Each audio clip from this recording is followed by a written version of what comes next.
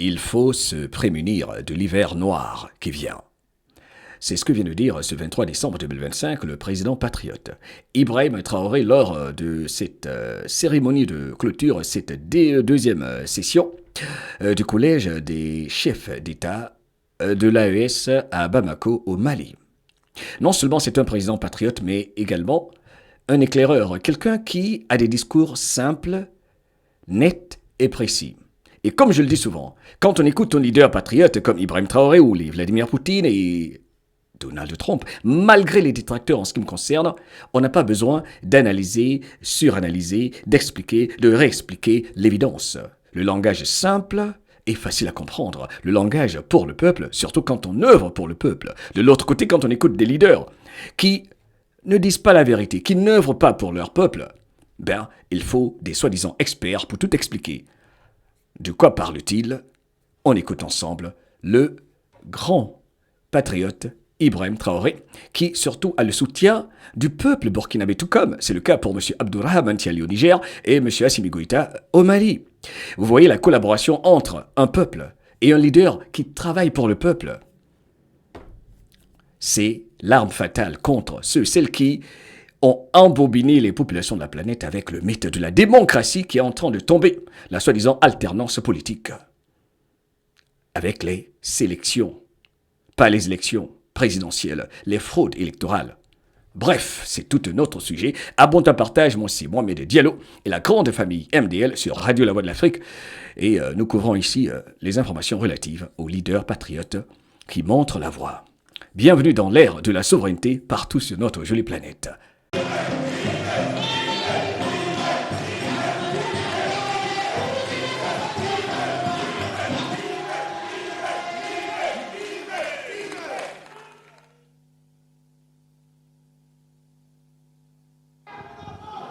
Allez. Merci beaucoup à tous. Et bonjour chers frères et sœurs, bonjour chers parents. D'entame donc de propos, je souhaiterais donc m'excuser auprès de la population sahélienne qui nous a attendus hier. Et Dieu a voulu que ce soit aujourd'hui que nous soyons là. Nous nous rendons grâce pour tous les bienfaits et ce jour si merveilleux qu'on se retrouve ici à Bamako pour la deuxième session du Collège des chefs d'État de la Confédération AES. Je voudrais aussi rendre un hommage appuyé à nos vaillantes forces combattantes qui mènent un travail colossal sur le terrain et qui permettent qu'aujourd'hui nous pouvons nous retrouver ici pour communier au nom de nos populations. Je vais m'excuser encore une fois de plus auprès de ceux que mes mots pourraient vexer, parce que je n'irai pas par le dos de la prière. Nous allons nous attaquer encore aux mots qui minent l'Afrique.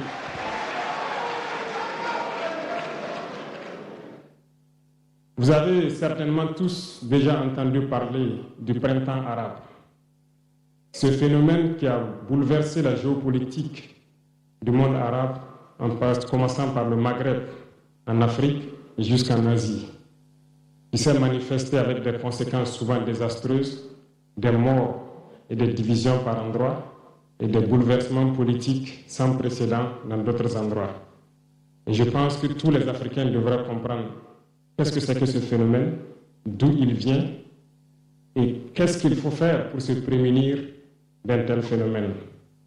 Malheureusement, nous sommes au regret de constater que certains Africains ne se réveillent pas. Et ce que je vais dire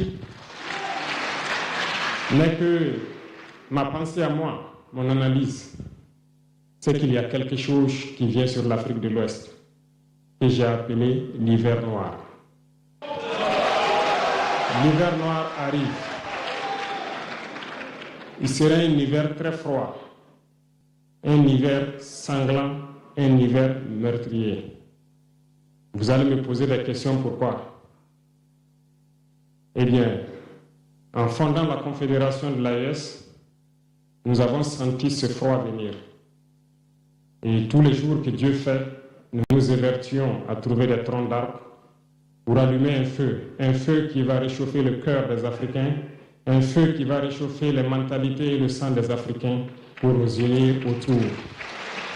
Nous nous sommes évertués également à faire la chasse aux loups pour essayer d'utiliser leur peau pour faire des manteaux pour nous protéger du froid de l'hiver. Nous nous sommes évertués à construire des montagnes, de grandes montagnes pour briser le vent de l'hiver qui devrait s'abattre sur nos communautés.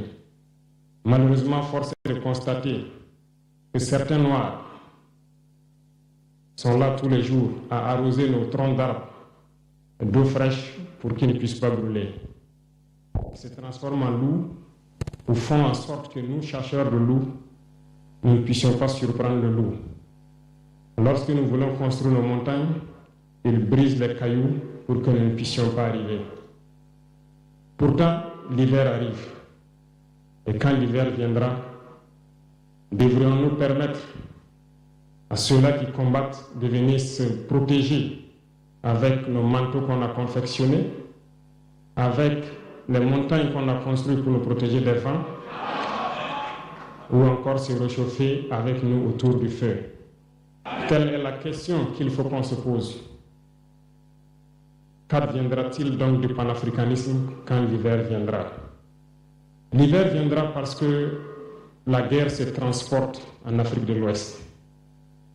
Les impérialistes font tout pour mettre l'Afrique de l'Ouest à feu et à sang. Mais du sommet de l'État jusqu'à certaines populations, soit nous faisons semblant de ne pas voir venir le danger, ou bien nous sommes nous-mêmes complices de ce qui va arriver. Le chaos pourrait s'installer. Je dis bien pourrait s'installer. Beaucoup de gens pourraient mourir. Nous allons nous entretuer de manière tellement atroce que pendant ce temps, ils seraient là à piller nos richesses, à imposer leur volonté. Et ceux qui vont survivre de cette tragédie n'auront que deux choix. Soit s'unir pour toujours contre l'impérialisme ou se résumer à être des esclaves jusqu'à disparaître. Il faut donc se prémunir de l'hiver noir qui vient. Nous ne pouvons pas comprendre que les Noirs en Afrique de l'Ouest ici prient Dieu que les terroristes tuent des populations noires. Nous ne pouvons pas comprendre que des chefs d'État lâches se cachent derrière des médias, soi-disant médias, pour décourager, insulter, activer la haine entre les populations.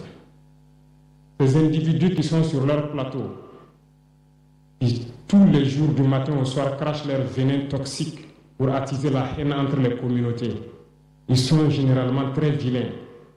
Avec leur gueule de musaraigne, ils ne savent que faire cela. Regardez-les bien. Ils sont là avec des yeux de drosophiles sauvages. Tous les jours, c'est cracher du venin. Ils cherchent à diviser les communautés. Sur les réseaux sociaux, ils sont là et ils sont nombreux. Pourquoi est-ce que nous, Noirs, cherchons à cultiver la haine entre nous? Et par hypocrisie, on se dit frère. Il faut que nous puissions nous dire la vérité de manière très crue, quitte à ce que ça vexe, on va s'excuser, mais il faut que nous nous réveillons. Pourquoi est-ce que le noir est comme ça? Pourquoi est-ce que nous ne pouvons pas voir le danger venir, nous unir et nous prémunir? Pourquoi est-ce qu'il faut que par nos comportements, nous allions affronter ces dangers qui risquent de nous décimer? Mais d'autres ont fermé les oreilles. Ils font semblant de ne pas entendre la politique de l'Autriche. Des peuples se complaisent dans la colonisation. Ils aiment cette domination. À peine s'ils n'appellent pas les impérialistes, venez nous coloniser. Nous aimons être vos esclaves.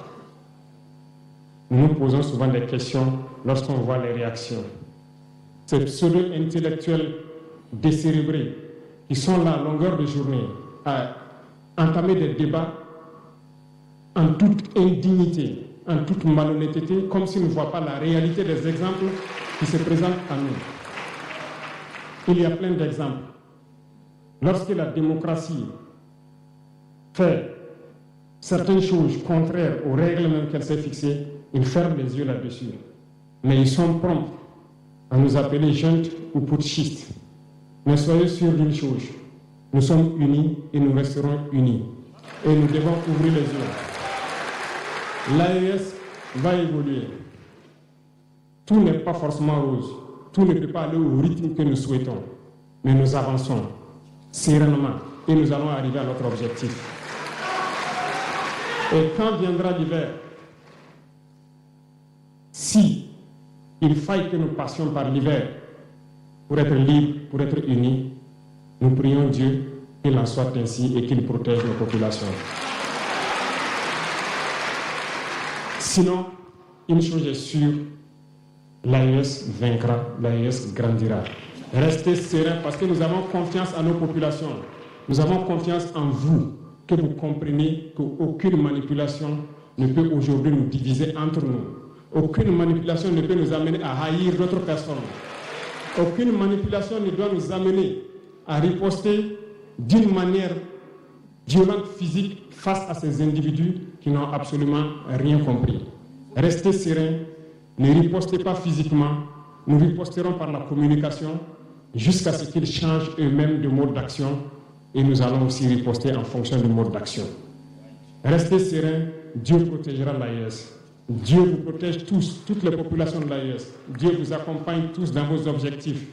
Et Dieu, qui est si juste, se bat pour ceux qui se battent. Nous nous battons. Nous sommes une population résiliente, la plus résiliente de la sous-région.